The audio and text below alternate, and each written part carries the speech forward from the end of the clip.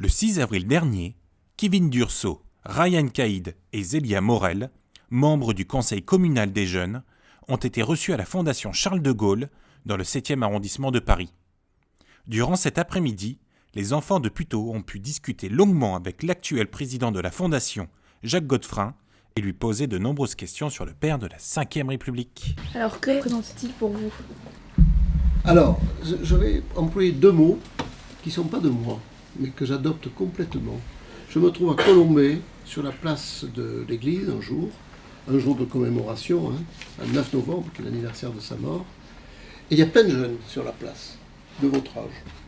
Et c'est quoi pour vous le général, je leur demande. Et ils me répondent, tous, ce n'était pas prévu, c'était pas calculé le truc. Et ils me répondent deux mots incroyables, et que j'utilise maintenant. Mais pour nous, le général, c'était autorité et intégrité.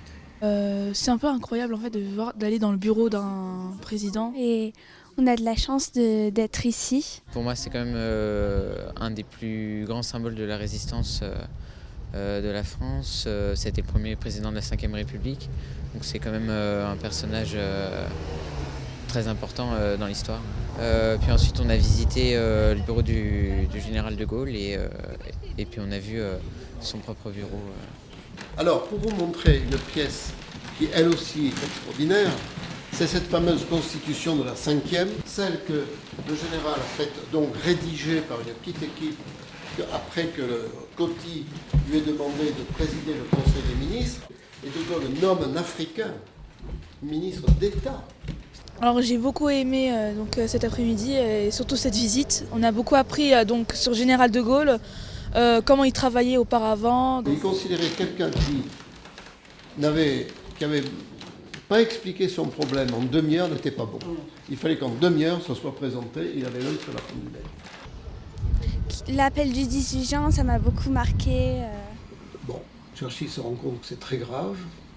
La discussion orageuse du gouvernement britannique a lieu jusqu'à midi. Et là, Churchill tape sur la table et dit « Si ce général français parlera, on fait savoir au général que le soir, il parle à 18h à la radio BBC. Il prépare son appel et il commence son intervention à la radio, qui n'est pas enregistrée, hélas. On n'a que l'enregistrement du 22, qui est presque le même texte.